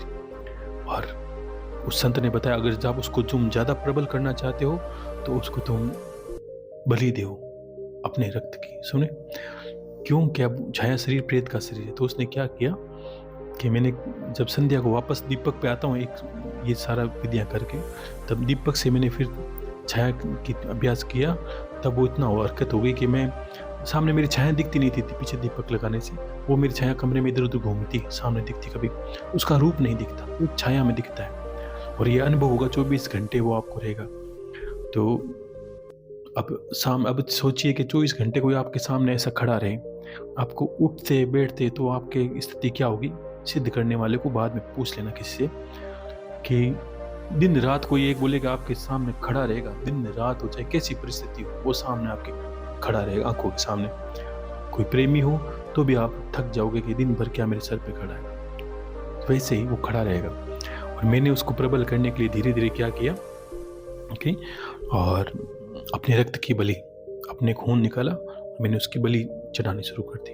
वो पी लेता, छाया पता चलती वो छाया पी रहा है खून, और मैंने धीरे धीरे उसको और ज़्यादा बलवान कर दिया। क्यों कि पहले छाया को अलग किया शरीर से, मैं साल भर में हो जाता, ऐसा कोई ज़्यादा नहीं है। और होने के बाद मैंने उसको अपने रक्त की बलि दी, और धीरे धीरे वो प्रबल हो गया। हर चीज़ मेरी कामना, धीरे धीरे मैंने अनुभव किया कि मेरा समाज में आकर्षण बढ़ गया, मुझे बहुत चीज़ों के बारे में पता चल गया। उसकी वजह से मैं किसी के कोई चीज़ मंगवा सकता हूँ, कहीं से किसी संपर्क कर सकता हूँ, किसी को आकर्षण में कर सकता हूँ, वश में कर सकता हूँ। और उसी दौरान मेरे पिताजी का देहांत हो गया, वो संत कह रहा है उस पत्रकार से। पत्रकार सुन, बड़ी बात। तो उसने कहा पिताजी का देहांत हो गया और मेरा आना जाना राजमहल में ज़्यादा हो गया था। तब जाके मेरी जो तंत्र विद्या है उसमें रुचि धीरे धीरे, राजा की रानी को पता चला मैं तंत्र भी मैं करता हूँ, तो उसकी रुचि बढ़ी। स्त्रियों की इसमें रुचि बहुत ज़्यादा होती है, देखो ये बहुत बड़ी मूर्खता होती। तो उसकी रुचि बढ़ी स्त्री की, ये क्यों अब गलत स्त्रियाँ शिकार हो जाती है गलत रस्तों का। तो उसने कहा उस रानी की रुचि बढ़ी, और रुचि बढ़ते बढ़ते क्या वो मेरे पास ज़्यादा आना जाना शुरू हो गई। जब भी वो उसको समय मिलता रानी को, वो मेरे पास आ जाती मेरी कुटिया में, और बहुत घंटों घंटों तंत्र की बातें करते, और करते करते उसका आकर्षण मेरी तरफ बढ़ने लगा। क्योंकि वो छाया देखो, वो जीवन में रहेगी तो आपसे कोई अच्छा कार्य तो हो ही नहीं सकता। और उस छाया के आकर्षण से वो मेरे पास रहता है। मैंने कुछ चमत्कार रानी को दिखाई तो वो आकर्षित हुई, और मेरा और रानी का प्रेम हो गया, और उनके अंदर जो गलत चीज़ें थी व्यवहार दोनों का बदल गया, और मेरा पूरा आकर्षण रानी की तरफ रहने लगा, और वे विचार बढ़ गए। मेरा सात्विकता, भोग प्रवृत्ति के बाद इंसान जब पछताता है, वैसे ही मैं पछताने लगा कि मेरे हाथों से क्या हो रहा है। और धीरे धीरे मुझे लगने लगा था मेरा शरीर भी कमज़ोर हो रहा है, मतलब। और कुछ समय तो अच्छा रहा, कुछ समय इतना अच्छा रहा कि, लेकिन मेरी बलि देते देते मैंने खून में इतनी ज़्यादा मैंने उसको बलि दे दी कि मेरा शरीर कमज़ोर होते गया, और वो इतना प्रबल हो गया कि कभी मैं, एक समय था जब वो मेरा कहना मानता था। देखो ये चीज़ें आपके बंधन में हो, अभी कोई ज़रूरी नहीं कि वो आपका ज़िंदगी भर कहना माने। और साल 2 साल में वो मेरे कंट्रोल से इतना बाहर हो गई छाया, मैं करूं तो मेरे पास वाले सब दुख पाने लगे। काफ़ी देखोगे आप जो तंत्र मंत्र करते हैं, उनके परिवार आंतरिक बहुत दुखी रहता है, उनके परिवार रिश्ते छिन्न भिन्न रहते हैं, ऐसा अनुभव करोगे आप, ध्यान रखना। उनके परिवार में तारतम्य होता ही नहीं है, पूरी तरह से भ्रष्ट होता है, क्योंकि वो किसी को नहीं बख्शता, और वो आपके इर्द गिर्द रहेगा, आपको छोड़ेगा नहीं। तो ऐसा कर करके, और जब देखो इतनी बातें वो बता रहा है तो उसको अभी तक अनुभव नहीं हुआ, किसको, वो पत्रकार है, वो सुनता रहा, उसको डर भी लगने लगा, कितनी बात कह रहे हैं, अजीबोगरीब बात है। तो धीरे धीरे के सबका मेरे पास थे जो उनकी मृत्यु होने लगी थी, और रानी से मैं प्रेम करने लगा था। राजा को इस बात का पता नहीं था, लेकिन रानी भी एक दिन अचानक से मृत्यु को प्राप्त हो गई थी। और मेरे पास एक पंडित आते थे पहचान के, पिताजी के जो पहचान थे, वो मेरे पास रात दिन आते थे। उनकी मृत्यु भी एक बार हो चुकी, और करते करते मेरा जीवन भ्रष्ट सा हो गया, और मैं पछताने लगा कि मैंने ये क्या कर लिया, अब मैं निकलूं कैसे। देखो निकला नहीं जाता, इससे इतनी परेशानी है, आप थक जाओगे। मैंने कभी कैसी ना मैं कोई पूर्ण विधियाँ जानता था इसकी कोई, और ना मैं रास्ता में चयन ही नहीं कर पाता। मुझे अच्छा भी नहीं लगता कोई ऐसा करे, ना मेरे पास ऐसी कोई है चीज़ें, मैं तो मना ही कर सकता हूँ, ऐसा नहीं करना, आप निकलो नहीं पाओ। तब जाके उसने कहा कि मैंने किसी तरह उस साधु को ढूंढा जिसने मुझे ये विधि करवाई थी। अब उसको ढूंढा, बड़ी मुश्किल से वो मुझे मिला। मिलने के बाद उसने कहा भाई यही होगा कि अब इसका तो विसर्जन कर दे। तो उसने कहा विसर्जन होगा कैसे, कि यही होगा कि तुम जब रात को जब हवन करो, इसमें क्या होता है कि हम बलि देते हैं तब कटोरा भर के रक्त देते हैं, वो रक्त पी लेती छाया। तो इस शरीर से ज़्यादा बलवान उसने उसको कर दिया, अपनी ऊर्जा शक्ति। क्यों कि रक्त में हमारे प्राण होते हैं, ध्यान रखना, हमारे प्राण रक्त में प्रवाह होते हैं, रक्त की वजह से प्राण हमारे शरीर में गति करते हैं। अब वो उसने रक्त पीना शुरू कर दिया, उसके प्राण की गति बढ़ गई, और इस शरीर का जो पूरी ताकत थी उसमें चली धीरे धीरे जाने लगी, और वो तो बहुत बलवान होने लगा। तो उसने जो तांत्रिक थे उसने कहा आप इसका हवन कर दीजिए, आपको रात को हवन करना। हवन के अंदर आपको जो अपना रक्त है, ठीक है ना, उसने कुछ मंत्र विद्या बताई, और रक्त है उसमें आप उड़ेल लीजिए, किसमें, अग्नि में। उसके बाद ये तृप्त हो जाएगी, उसके बाद आपका पीछा छोड़ देगी। तो उसने कहा ठीक है। उसने रात्रि को हवन करना शुरू किया, लेकिन जैसे ही उसने रक्त उड़ेलना शुरू किया, उससे पहले छाया ने उसको रोक लिया, हाथ पकड़ लिया उसका, उड़ेलने नहीं दिया। और उसने कहा मैंने 20 बार प्रयास किया लेकिन ये नहीं हो पाया, और अंत में एक स्थिति होगी, मैं मरणासन की तरह चलता गया, और करते करते मेरी मृत्यु एक दिन हो गई थी। और ये बात सुनी तब पत्रकार के होश उड़ गए। उसे नहीं पता चला कि अभी तक वो जो बात कर रहा है वो कौन है। क्योंकि वो खुद मर चुका था। उसने तो पहले ही कहा था, उसने समझ नहीं पाया, उसने सोचा योग की विधि से इसकी कोई आयु बढ़ गई है। 2 शताब्दी पहले का संत है। लेकिन तो उसने एकदम घबराया, तो उसने कहा आप घबराओ मत, आपको ये अनुभव होगा कि मेरे चारों तरफ कुछ ना कुछ है। उसने कहा हाँ, मैं जब कुटिया में आया था तब भी मुझे लगा था आप चारों तरफ कोई न कोई चीज़ घूम रही है। उसने कहा वही चीज़ घूम रही है, लेकिन तो हम अनुभव करेंगे तो वो संत उसको क्यों दिखाई दे रहा था। देखो, जब कभी कभी क्या होता है कि हमारी आत्मा जब प्रेत में, जब उसका कोई पीछे तर्पण वगैरह बहुत चीज़ें नहीं करते ना, तब भी दिक्कत होती है। कोई संत है, कोई गलती हो जाती है, कोई चीज़ ऐसी जुड़ जाती है, जब तर्पण या हवन आदि करते हैं ना, जब ये पिंडदान श्राद्ध वगैरह, तब आत्मा उस शरीर से अलग होती है, आत्मा का नया जन्म होता है। और ये नहीं है कि उस आत्मा उस शरीर के साथ आत्मा निर्लिप्त अलग ही रहती है, लेकिन उसने कुछ ऐसी विधियां की जिससे ये शरीर उसने छाया ने बांध लिया। लेकिन ये तो मेरे गुरुजनों का या पूर्वजनों का कर्म है कि आज, लेकिन उसमें ये भी है कि उसने प्राण को इतना प्रबल कर दिया कि वो शरीर जब तक उसके सामने था संत का, उसको भान ही नहीं हुआ कि ये मृत है।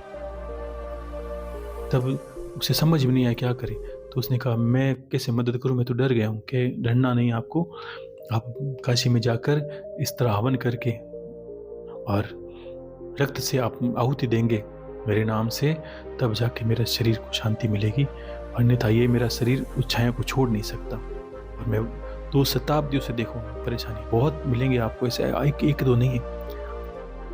तो ऐसे करके एक छाया पुरुष की सिद्धि उसको कहाँ ले गई थी। और फिर उस पत्रकार ने जब सुबह अगले दिन उठा तो ना वहाँ कुटिया थी ना कोई बात, जंगल में पड़ा था कहीं पर।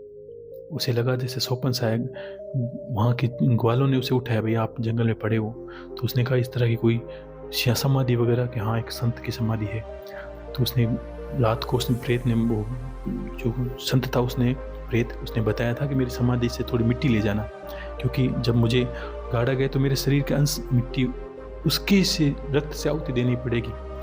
तो क्या उसकी मिट्टी ले जाके काशी में जाके आप हवन करोगे, तब वो मिट्टी उसमें अर्पित करनी है, तब जाके मेरी आत्मा को मुक्ति मिलेगी। तो उसने वो काशी में किया, करने के बाद उसको आत्मा मुक्त हो। उस स्वप्न में बताया उसने, भाई मेरी आत्मा मुक्त हो गई है, आपको मैं धन्यवाद देता हूँ कोटि कोटि। लेकिन ये आप ये समझ लीजिए कि एक चीज़ कहाँ तक ले गई, इस जन्म की दुर्गति है आगे की। इसलिए भगवान कृष्ण ने पहले स्पष्ट कह दिया था कि जिस योनि की तरफ आप आकर्षित हो गए वो आपको छोड़ेगी नहीं, आपको उसी में चला जाना होगा। आपने अनुसरण ही ऐसा ही किया है, आपने भावनाएं वैसी की है, इन चीज़ों को काम लिया है। आप एक छोटी सी गुड़ की डली एक रोटी से अपना कार्य करवा सकते हो, ये ऐसी विद्या है तंत्र में। लेकिन आप तैयार रहिए कि जब वो कुछ मांगेगी ना बदले में, तब आपको लगेगा आपकी दुनिया संसार छोटा पड़ गया, घर को आपने नष्ट भ्रष्ट कर दिया, आपने अपने एक स्वार्थ के चक्कर में कितनों की बलि ले ली परिवारजनों की, ठीक है ना। इसलिए ऐसी ये कोई मनगढ़ंत नहीं, ये वास्तविक कहानी है। इसलिए ऐसी चीज़ों से दूर रहना अच्छा था। कभी भी ऐसा नहीं सोचना कि ऐसा कुछ कर दूं किसी बुरा, क्योंकि ये विद्या ऐसी होती है, एक का भला तो दूसरे का नाश, 2 ही कारण है। क्योंकि इनके पीछे यही है, स्वार्थ सिद्धि, अपने कार्य करना। देखो सात्विक चीज़ें शरीर में खाने की तरह, मैंने बहुत पहले शुरू से हमारी बातें हुई तब मैंने कहा था, उलझन मेरी भी आई थी बहुत, जब शुरुआत हुई थी उस वक्त ही। और आप मानोगे नहीं, मुझे उस वक्त बहुत लोगों ने फ़ोन करने शुरू कर दिए कि आप, यहाँ तक कहा कि आप ऐसा करिए कि हमारे आश्रम में आके प्रवचन दे दे 2 घंटे, हमारे आश्रम में सत्संग कर दें, तो हम आपको रुपये दे देंगे, पैसे दे देंगे, आपको हमारा आश्रम चलने लगेगा। तो मेरी कोई गवाही कोई बेचने के लिए थोड़ी ना है, मैं कोई नुमाइश का काम थोड़ी कर रहा हूँ। लोगों की ऐसी मत, लोग विचार ऐसा ही करते हैं, हमारा आश्रम चलने लगेगा, आप बोलो हमारे लिए। जब मैंने मना किया तब कुछ लोगों ने कहा ये सही नहीं है, आप मिलने का विरोध करते हो, आप संतों से विरोध करते हो। मिलने का विरोध नहीं करता, क्योंकि उनके पीछे बहुत बड़ा लालच है, पैसे बहुत बड़ी ताकत है, उनको बहुत लालच लगता है पैसों में। मुझे ये नहीं लगता, मुझे आवश्यकता नहीं है। मैंने कहा बस मैं खुश हूँ, हर परिस्थिति में खुश हूँ, आपका कल्याण हो रहा है, मैं इसमें आनंद हूँ, मुझे नहीं चाहिए किसी चीज़ की कुछ, और ना मुझे प्रसिद्धि की कल्पना है, कामना है, ना कोई आवश्यकता। मैं पूर्ण खुश हूँ, बस मैं जहाँ हूँ ये चाहता हूँ आप भी खुश रहो, आप अच्छा करो, जो भी करो, जीवन में कुछ नहीं चलना है साथ में। रुपया पैसा तब यहीं धरा रह जाएगा। ये तो जिसको मुंह दिखाना है उसको दिखा पाऊंगा कि नहीं पाऊंगा। जिस गुरु को धारण किया है, कल को ऐसा नहीं कि उस गुरु के सामने मुझे शर्मिंदा होना पड़े। जिस गुरु ने, किसी ने कहा कि बीच में कि गुरुदेव आपने कभी गायत्री मंत्र इतने 2-3 वर्षों कभी मुंह से नहीं बोला, और 20 बार हमने कहा आपने नहीं दिया। देखो, मैं एक बार बोलूँगा ये चला जाएगा मेरे पास से, इसलिए कभी ऐसे प्रयास ना करना, क्योंकि एक धरोहर होती है, एक चीज़ ऐसी होती है जो मैं चाह के भी नहीं दे सकता। आपको बता सकता हूँ ऐसा ऐसा कर लीजिए, इसका ये कारण है कारण, वो मेरे प्राण है। आपके लिए वो गायत्री मंत्र है जो आप पढ़ सकते हो, लिखा हुआ है सब कुछ। मैं जिस दिन दूंगा ना, मेरे प्राण छूट जाएंगे, ये आप समझ लेना। जिस दिन मैंने आपको दे दिया, मेरे प्राण ही छूटेंगे उसके साथ, क्योंकि कुछ चीज़ें मैं समझा नहीं सकता कि वो किस तरह मेरे प्राण में चलता है, किस तरह वो। देखो, एक ऐसी विद्या होती है कि जिसमें वर्षों वर्ष लग जाते हैं ना, उसमें गुरु की एक दिन की कृपा होती है। वो मैंने बताई थी, वो किस तरह रात थी मेरी, तो वो प्राण में चलते हैं। आज आपसे बात कर रहा हूँ, लेकिन वो मंत्र मेरा बंद नहीं होता, वो चलता है। आप सोचिए वो मंत्र क्यों चले, इसीलिए चलेगा।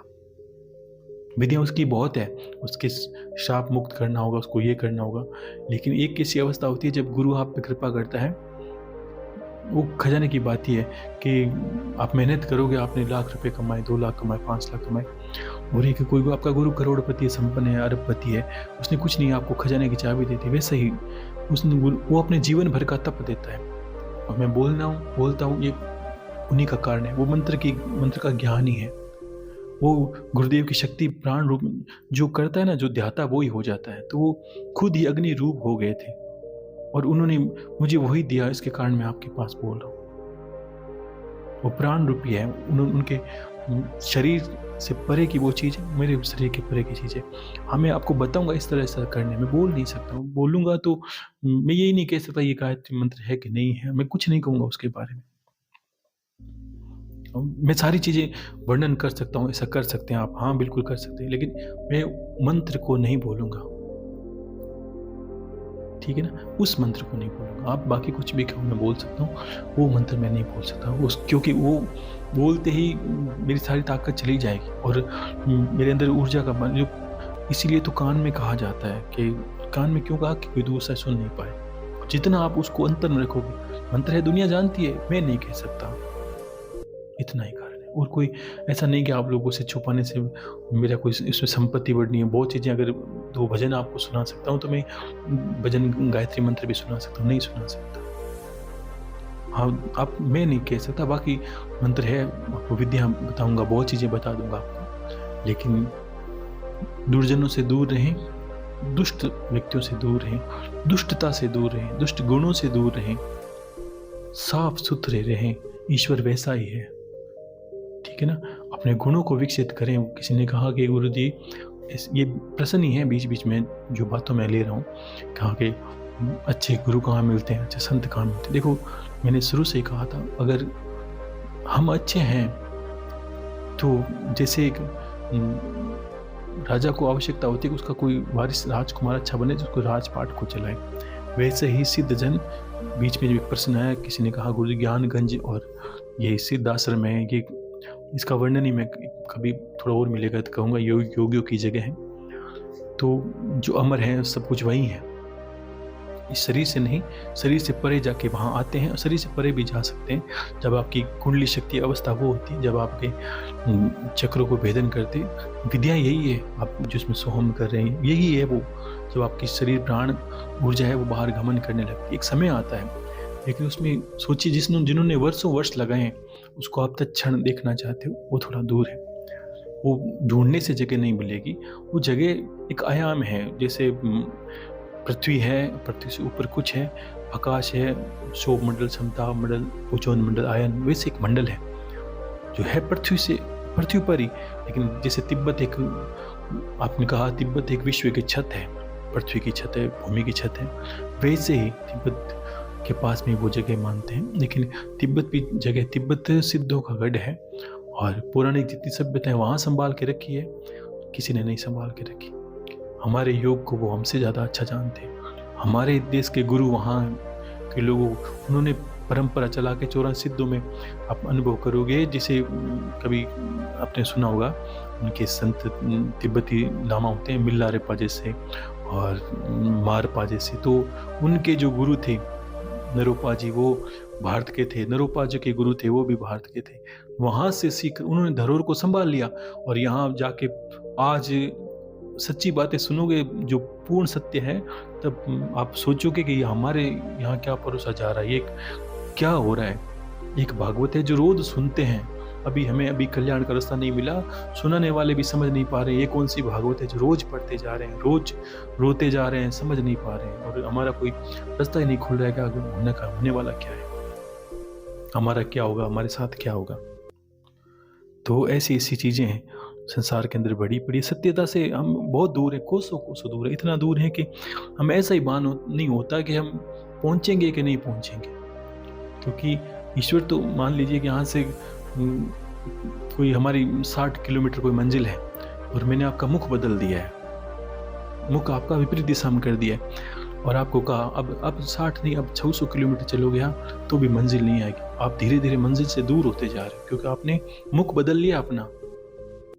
मंजिल तो ईश्वर भी वही है, अंतर, लेकिन हमने अंतर को छोड़कर इतना बाहर में चले गए हैं और आज जो भी मिलते हैं वो कहे वैसा करो, आप वैसा करो।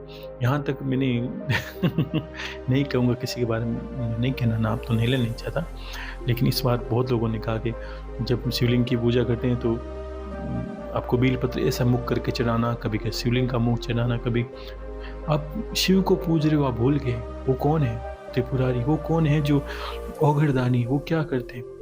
जब आप उनके शिव पुराण का वर्णन करते हो तो आपको ये भी समझ में आना चाहिए, जो एक शिकारी है, जो एक वहेलिया है, वो बेल पत्र पर पेड़ पे चढ़ा है, वहाँ से जबरदस्ती उसने पता ही नहीं कैसे बेल पत्र शिवलिंग पर गिर रहे हैं, उससे महादेव प्रकट हो गए। एक चोर है, वो शिवलिंग पर चढ़ जाता है तो भगवान प्रकट हो जाते हैं। वो शिव हैं, आप समझिए, वो त्रिपुरारी हैं।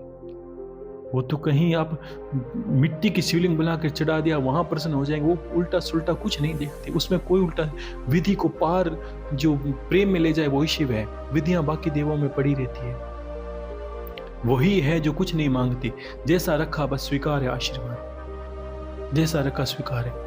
और विधियां इतनी हो गई है, अभी मैंने आपको कहूँगा आपको चावल चढ़ाना है, कल आपको लक्ष्मी मिल जाएगी, कल आपको वो मिल जाएगी, 10 दिन बोलोगे नहीं मिलेगी। मैंने कहा मुख किधर किया था कि नहीं ऐसा नहीं करना, इस तरह करना, ऐसा नहीं करना। आप कहाँ उलझे हो, कैसे भक्ति करोगे, आप कैसे नियमों में फंसे हो, कैसे आप जंजालों में फंसे हो, निकल ही नहीं रहे हो।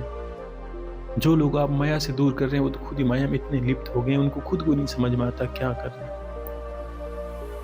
तो ऐसा कुछ नहीं है, जंजाल है ये, इतना दूर आपको ले गया है, नहीं पता चलता कि अब आप पहुंचोगे कि नहीं पहुंचोगे। कहीं आवश्यकता नहीं, जो दिग्गज संत है, जिन्होंने, जो भक्त है, उनको सुने तो सही, उनको पढ़ो तो सही कि वो कहना क्या चाहते हैं, क्यों वो बार बार सर पटक रहे हैं कि आप दुष्ट जनों से दूर रहें। ये सज्जन दिखने में एक कोई भेड़िया सिंह की खाल पहन ले तो शेर थोड़ी बन जाता है। उसके कर्मों, दिन भर उनके कर्मों में कोई भक्ति नहीं, उनके वाणी में कोई शक्ति नहीं। वो तो आज एक दिखावा का जमाना हो गया है। अगर मैं ही बड़ा तिलक लगा के बैठूं, ऐसा सिंहासन पे बैठूं, आपको इतना बोलता हूँ तो 3 सालों में इतनी लाखों लोग हो जाते। मुझे करने नहीं है, मुझे आवश्यकता नहीं है इस चीज़ की। मैं आप लोगों को जहाँ तक ले जाऊँ कोशिश करता हूँ, बस ये मेरा प्रयास रहता है, इसी के लिए मेरा बोलना रहता है। बाकी कोई मुझे आवश्यकता नहीं है आपकी, कोई चीज़ की आवश्यकता नहीं है। आप कुछ करोगे तो होगा, आपकी इच्छा है, मस्त रहो, आप अच्छे रहो, आप स्वस्थ रहो, आपका परिवार स्वस्थ रहे, आप अच्छे गुणों की खुद खान बनो, परिवार को जोड़ो, अच्छे गुणों को बनाओ। तो आवश्यकता नहीं, आवश्यकता होती तो बहुत साधन है मेरे पास, तो ऐसा कोई आवश्यकता नहीं है। मैं कहीं जाके मैं भजन गाऊं तो कमा सकता हूँ, खा सकता हूँ, कोई बड़ी बात, किसी चीज़ की आवश्यकता नहीं है। बस मुझे, अगर मैं खुद प्राप्त कर सकता हूँ, और ईश्वर जो गुरु आपको सब कुछ देता है वो मुझे पूर्ण कर देता है, उसने पहले ही पूर्ण कर दिया है।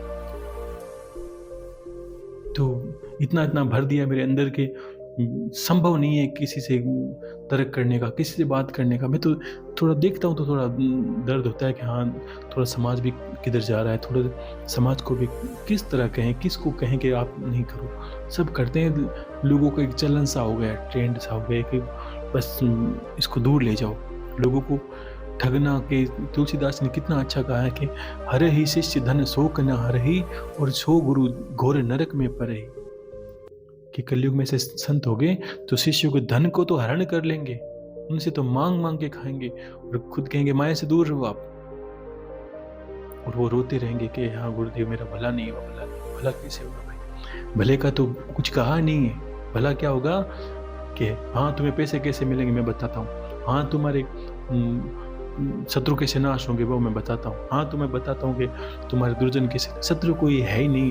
मूर्खों तुम ये अनुभव करो कि सब तुम्हारा ही स्वरूप है, तुम ज्ञान को कैसे अर्जन करोगे। जब ब्रह्म ज्ञान किसको कहा है, जो जब तक तुम एकाकार होकर सृष्टि को नहीं देखते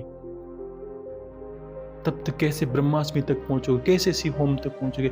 अभी तो तुम अपने शत्रुओं का नाश करने में लगे हो, शत्रु के ऊपर तंत्र कर दो, इससे कर दोगे, शिव को ये चीज चढ़ाई तो तुम्हारे शत्रु का नाश हो जाएगा। अच्छा, शत्रु कौन है पता है तुम्हें? शत्रु हम ही हैं, हमारे काम क्रोध लोभ मोह मद अहंकार, ये क्या है? यही हमारे शत्रु हैं, यही शिव नाश करेंगे। और आप जिसको चढ़ा रहे हो, आपकी कामना कर रहे हो उनसे कि मेरे पड़ोसी खत्म हो जाए, आप महादेव को पूज रहे हो, समझे? आपका वो भला करेगा, आपके पड़ोस का 4 भला और ज्यादा करेगा, आपकी कामनाओं को पकड़ता है। शिवलिंग के स्वरूप को पिछली बार बताया था ना मैंने, कहा दुनिया मूर्ख है, देख नहीं पाती। तो एक कुंडलिनी का प्रारूप है शिवलिंग। नीचे आपकी पृथ्वी बनी हुई, देखा नहीं कभी कोर से? पृथ्वी बनी हुई है जैसे शक्ति का रूप है, जहाँ से संसार की सृष्टि का जनन हुआ, जनक जो जन्म हुआ है। उसके बाद लिंग बनी एक रीढ़ घट्टी की भांति, जिसमें हमारी ऊर्जा का संचार होता है। ऊपर सर्प बना है, उस पर टिका हुआ कुंडलिनी लगा के। क्यों? कि वो क्या है, हमारे कुंडलिनी शक्ति में एक सर्प, नाग बताया, सर्प बताया, सांप बताया है कि ये यहाँ तक पहुंचेगा। ऊपर जलोधारा बह रही है, ऊपर अमृत की वर्षा होगी, ब्रह्मास्त्र जो हमारा ब्रह्मरंध्र है, 7वां जो चक्र है, सहस्त्रार। ऐसे प्रारूप है जो नहीं समझ में आएंगे लोगों को, कैसे कैसे लोग हैं, क्योंकि इन्होंने अध्ययन यही किया है कि किस तरह लोगों को ठगा जाए, किस तरह लोगों को लूटा जाए। तो बच बच के चलना भाई, और कोशिश करो कि शांति से ईश्वर को प्राप्त कर सके। कहीं जाने की ईश्वर ने कोई बीच में, अगर प्रेम करोगे तो मुझसे पूछ कर वो आपसे नहीं मिलेगा। मैं तो एक मार्ग हूँ, एक जरिया हूँ, आपका कल्याण होता तो मेरा पहला होगा, ये तो निश्चित है। लेकिन ये ध्यान रखना कि वो किसी के बंधन में नहीं है। मैं कह दूंगा आपके बगैर भगवान नहीं आएंगे, ऐसा नहीं हो सकता। मैं पथ प्रदर्शक हूँ, आपको कहूंगा, आप करोगे आएंगे। क्योंकि शरणागति तो होते ना, आपको बस दुनिया से, भगवान से किस तरह दूर किया जाता है, ये अभी चलन चल रहा है। हर कोई ऐसा बता रहा है, तंत्र मंत्र तो पूछो मत, ये कर लो आप। मैंने इस दिन हंसी आई थी ना, मैंने कहा आप प्रेत सिद्ध, दुनिया प्रेत सिद्ध कर लो, चूड़ावन सिद्ध कर लो, आपको ये कर लो, आप तंत्र मंत्र कर लो, लोगों को मार दो, टोने टोट के कर दो। आप ऐसे टोने टोट के करें ना तो ऐसे ही आप प्रेत की तरह घूमोगे, और पीछे ही वो आदमी रहे नहीं, वो ना, वो आप ये भरोसा करके रहना कि आपकी जो संतानें आने वाले समय में जो तर्पण करेगी, तो अपना तर्पण पहले कर लीजिए, पूजा पाठ करके, कि मैं तो अपना भजन कीर्तन इतना कर लूंगी कि मुझे तो कोई करे ना करे। इंसान सत्कर्म कर लेता है तो अपनी किस चीज़ की आवश्यकता नहीं है। उस संत ने कहा वैसे कि पिंड, ये जो पिंड है शरीर, खुद ही दान कर दूंगी, मुझे किसी की आवश्यकता नहीं है, मेरा तो अब जन्म सफल हो गया है। ये मान लिया उसने कि नहीं, दूर जाने दुर्गति कीजिए, अपने दूर जानना ही नहीं है। मैं गुरु ईश्वर एक ही है, मेरा तो कुछ नहीं पीछे रहा, पीछे छोड़ के नहीं जाना है। ये दुनिया है, संसार चला लिया आपने, चलने दो। आप हो तब तक ठीक है, नहीं हो तो दुनिया तो ऐसे ही चलेगी। लेकिन आपको इसके बाद की कामना भी नहीं करनी है कि मेरे पीछे कोई, आपको क्यों ऐसा करनी है ऐसी। अभी मौका है, कर्म करें, आप निकलोगे, उसमें क्या दो राय है। ठीक है ना? तो काफ़ी समय हो गया है। ठीक है ना? आप अच्छे रहे, बहुत कुछ है आपको बताने के लिए मेरे हृदय में, और ऐसी असीम कृपा है गुरुदेव की कि वो अमृत वर्षा करते हैं कि न सीरी सायरी सो आवे, गुरा सा बिना कौन माने प्रेम जल पावे। कि ये जो सीर है, ये सागर है, वो तो सागर से आ रहा है। आप सोच रहे हो कि मेरे अंदर से आ रहा है, मैं सोचता हूँ पीछे से आ रहा है। जो आसमान से तालाब में भरा, तालाब से नाली से निकल होकर लोगों की शुदा शांत करे, वैसे सीर सायरे सुनावे और गुरा सा बिना कुन माने प्रेम जल पावे। तो ऐसी ऐसी अनंत संतों की महिमा ऐसे अमर हो जाओ, सभी संतों का नाम अमर हो जाए भगवान। कैसे कैसे बनाए आपने विधियाँ बनाई, कैसे कैसे आपको प्राप्त करने के आपने जरिए बनाए, कैसी विधियाँ बनाई, कैसे गुरु की महिमा बनाई। एक शब्द की कितनी बड़ी महिमा है। एक अर्जुन कितनी गीता का महत्व है कि अर्जुन कहता है भगवान आप सब बातें कर रहे हो, आप खुद भगवान हो क्या, परमात्मा हो क्या, आप तो मेरे बुआ के लड़के हो। तो भगवान कहते हैं अर्जुन ये ज्ञान तुझे तब तक समझ में नहीं आया जब तक तू ये समझेगा कि कोई मेरा मित्र है, तो मेरा भाई है, तो ज्ञान ले रहा है। तू मुझे गुरु जान फिर मुझे सुन। तब अर्जुन ने गुरु स्तुति स्तवन किया और भगवान को गुरु धारण किया, तब जाके अर्जुन को ये ज्ञान समझ में आया। इतना एक शब्द के पीछे अटका हुआ था सारा। ठीक है, तो खुश रहिए, सभी को अनंत अनंत आशीर्वाद है। महादेव सबका कल्याण करे और सच्ची चीज़ों को समझ लें। कई चीज़ें जानबूझ के गंभीर कहता हूँ ताकि आप जाने कि वास्तव में मूल क्या है। ये तो जो आपको दिख रहा है वैसा कुछ नहीं, ये तो हमारी दृष्टि है। दुनिया को देखने की दृष्टि अलग होती है। सब जीवों को अलग अलग दुनिया दिखती है। उल्लू को रात में दिखता है, दिन में नहीं दिखता। वैसे ही हमारी दृष्टि है, जो दिख रही है ये माया का संसार है। हमें नहीं पता चलता कि पर्दे के पीछे क्या है। ईश्वर ने भेद क्यों बनाए? इसलिए बनाए ताकि कोई ज्ञानी हो तो भेद को पार करके मुझे प्राप्त कर लेगा। शरीर में लोग मरते हैं, शरीर के अंदर भी दिव्य शरीर है, इसमें भी ज्ञान है, इसमें भी चक्र है, कुंडली है या और भी विधियां हैं, तो अंदर ही तो है। लेकिन मूर्ख को ये नहीं पता वैसे, क्योंकि उसकी दृष्टि वहां तक काम करती है जहां तक उसने ज्ञान अर्जन किया है। तार्किक बुद्धि होती है, वो क्या करते हैं, ये तो होता नहीं, वो होता नहीं, हमने तो वो कर लिया, हमने वो कर लिया। आप कुछ मत करिए तो क्या जीवन सुधर जाएगा? या क्या हो गया तो जीवन में अगर नहीं करोगे तो क्या हो जाएगा? कल्याण का मार्ग है, आप पर निर्भर करता है आप करें ना करें। ठीक है, तो खुश रहिए। हर हर महादेव, शंभो शंकर। जय गुरुदेव, जय गुरु।